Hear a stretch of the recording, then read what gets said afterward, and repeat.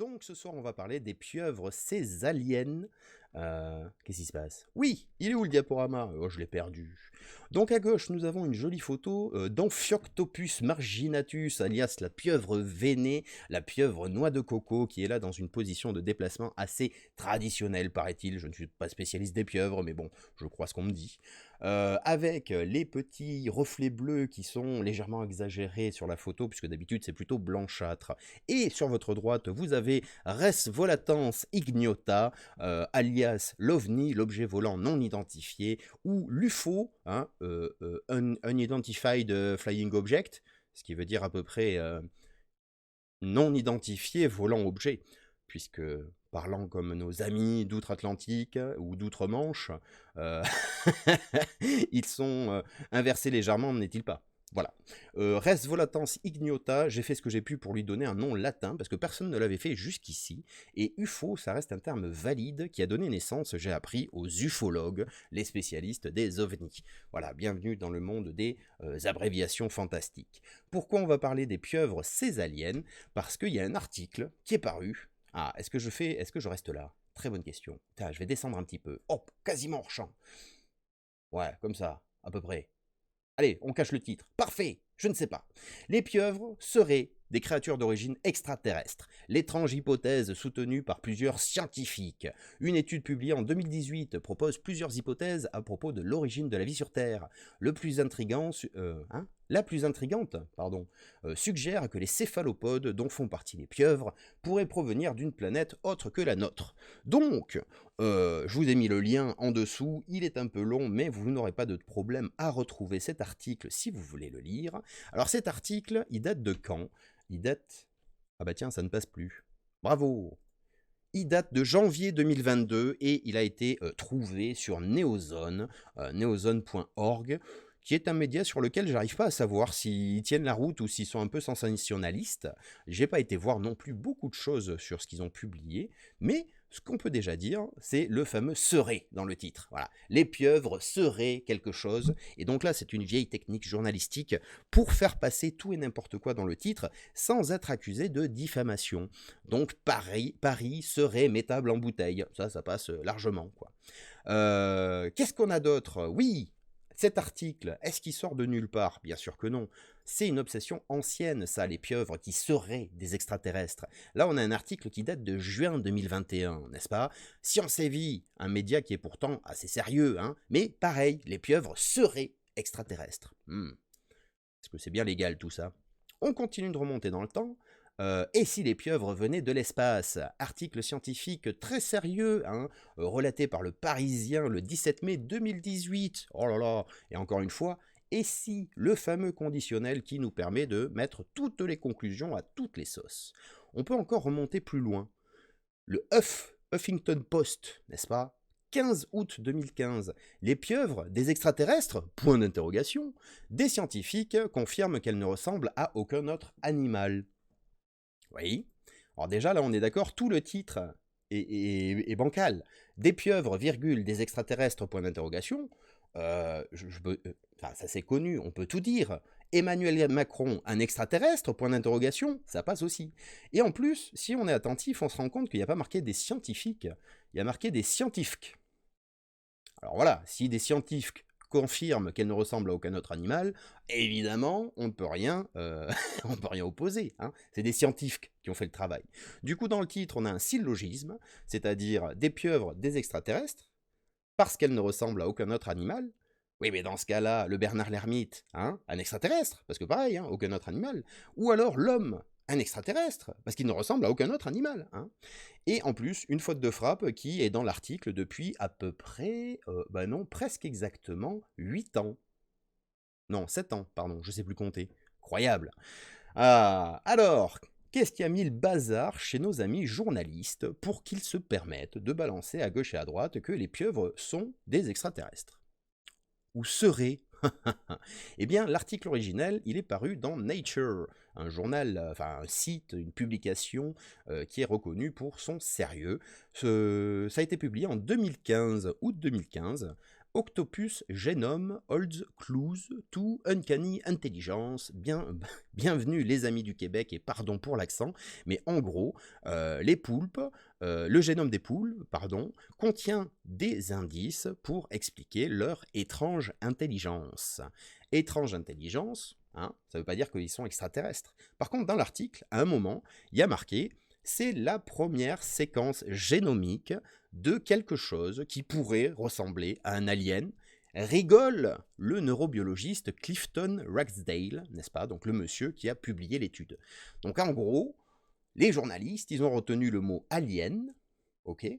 Mais c'était une blague de la part de celui qui a écrit l'article, on va dire. En tout cas, il s'est amusé à dire, bah voilà, si on devait faire un raccourci un peu rapide, c'est dire on regarde un génome, donc un ADN, qui est tellement étrange, qui nous est tellement étranger et qui a tellement de caractéristiques différentes de ce qu'on a l'habitude de voir, que bah, si on regardait un ADN d'un alien, donc alien pour nous c'est forcément extraterrestre, mais je rappelle, chez les anglo-saxons, ça signifie juste étranger.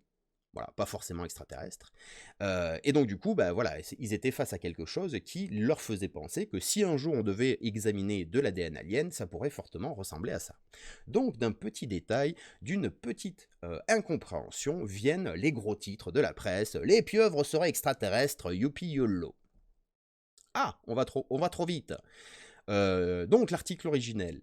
Moi, je me suis posé la question, est-ce que l'idée que les extraterrestres puissent ressembler à des poulpes ou à des pieuvres, c'était quelque chose qui était présent que dans le milieu scientifique et que depuis 2015, ou est-ce que c'est quelque chose qui pourrait faire consensus?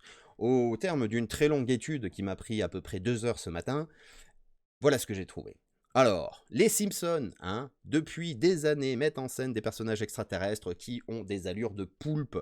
Ils s'appellent Clog et Zorg, je sais plus. Attendez, je fais une recherche rapide. Extraterrestres Simpsons. Kang et Kodos, voilà, bon, j'étais pas loin. Kang et Kodos, et comme vous le savez, les Simpsons sont le dessin animé qui prédit l'avenir. Ils ont prédit l'élection de Donald Trump, ils ont prédit tout un tas de choses, donc forcément, si les Simpsons ont décidé de représenter des aliens sous forme de poulpe, c'est que l'avenir confirmera qu'ils avaient raison. Nous avons aussi Cthulhu. Il est où Cthulhu? Il est là! Cthulhu, qui fait partie de notre imaginaire depuis le 19e siècle, me semble-t-il, puisqu'il a été imaginé, je ne sais plus par qui d'ailleurs. Ça y est, j'ai pas mes notes. Cthulhu, avec des H partout, bien sûr, hein, si vous cherchez.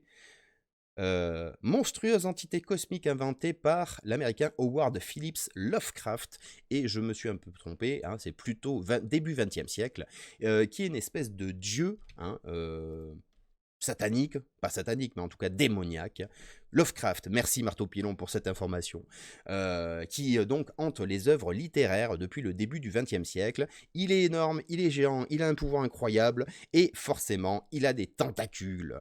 Avec des films un peu plus récents, on a... c'est où? C'est là. Là, juste ici, là, derrière moi. Premier contact, je crois que ça s'appelle, avec Jodie Foster. Et évidemment, les extraterrestres nous apparaissent dans un brouillard. On voit qu'ils ont plusieurs pieds, entre guillemets, mais ça pourrait très bien être des tentacules. Et indice supplémentaire, il s'exprime avec cette chose-là, juste ici, là, ces espèces de cercles, ces taches d'encre projetées contre un mur qui sépare l'humaine de l'extraterrestre. Moi je dis des tentacules et de l'encre, je vous laisse tirer vos conclusions. Bravo! En bas à gauche là-bas, nous avons La Guerre des Mondes, donc un roman plus ancien que le film, évidemment que le film avec Tom Cruise, qui est le plus récent, et Mogwai qui est totalement pas hors sujet, et qui me dit « Vive la pieuvre en escabèche ». Oui, d'ailleurs, c'est pas des pieuvres, c'est des poulpes, mais on y reviendra. Donc la guerre des mondes, où mine de rien, les extraterrestres ne sont pas des poulpes, mais ils ont quand même un petit aspect poulpeux, pulpaire, pieuvreuse. Au milieu, nous avons une photo du film Men in Black, où nous avons un extraterrestre, un bébé, il est tout mignon, mais il a des tentacules. Et en bas, en dessous de moi, on a un extraterrestre de Independence Day qui a un aspect musculeux d'insecte, mais a quand même des tentacules.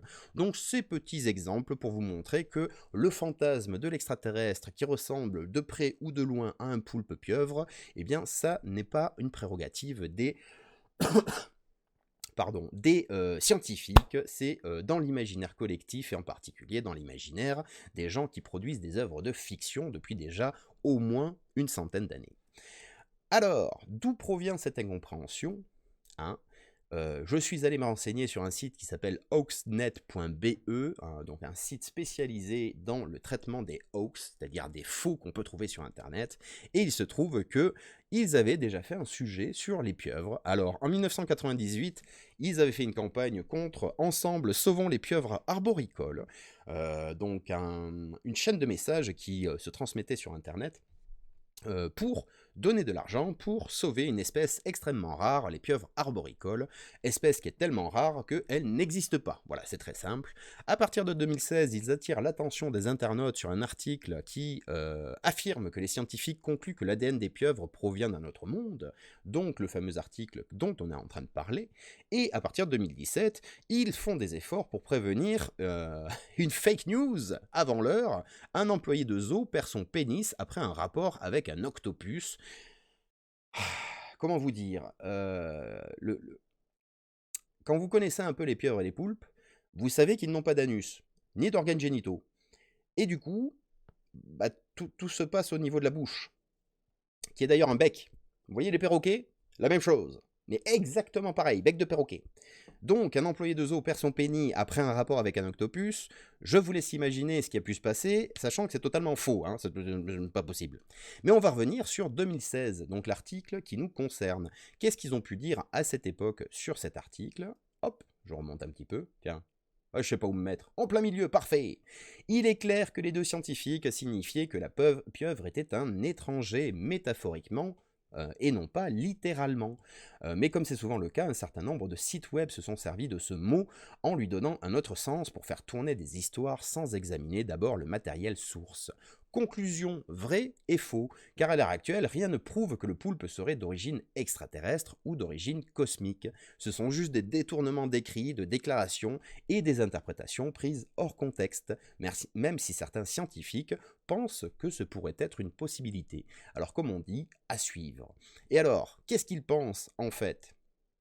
Ce qui a été dit dans l'article de 2015, c'est qu'en regardant l'ADN des poulpes et des pieuvres, c'est la même chose, on se rend compte qu'il est fortement différent de ce qu'on connaît d'habitude dans les espèces de type mollusque, hein, ou en tout cas dans les espèces qui vivent sous l'océan, et que les capacités et les caractéristiques intrinsèques à l'espèce des pieuvres sont tellement étonnants et tellement différents des autres mollusques qui les entourent qu'on pourrait presque leur donner un caractère étranger. Étranger extraterrestre, pourquoi pas. En tout cas, ça c'est à mettre en lien avec un autre article un peu plus récent qui est paru, où des scientifiques très sérieux essayent de confirmer l'hypothèse que la vie aurait pu être amenée sur Terre d'une origine extraterrestre, c'est-à-dire par des bactéries, ou en tout cas des génomes qui auraient été présents dans une comète qui serait tombée sur Terre. Voilà, donc vous prenez tous ces éléments, vous les secouez dans tous les sens, un animal qui vit dans l'océan, qui présente une intelligence particulière, qui présente des caractéristiques morphologiques particulières, les tentacules, plusieurs cœurs, les cerveaux, le cerveau central plus différents cerveaux qui servent à gérer justement les tentacules, et vous ajoutez là-dessus une hypothèse qui dit que la vie pourrait venir de ailleurs que la planète, et vous obtenez un méga bloubdi-boulga qui vous dit les extraterrestres ressemblent à des poulpes. Bon, pas terrible. Si vous voulez lutter vous aussi contre ce genre d'informations bizarres, je vous conseille fortement, tiens, je vais rebouger, paf, Le Monde qui a créé...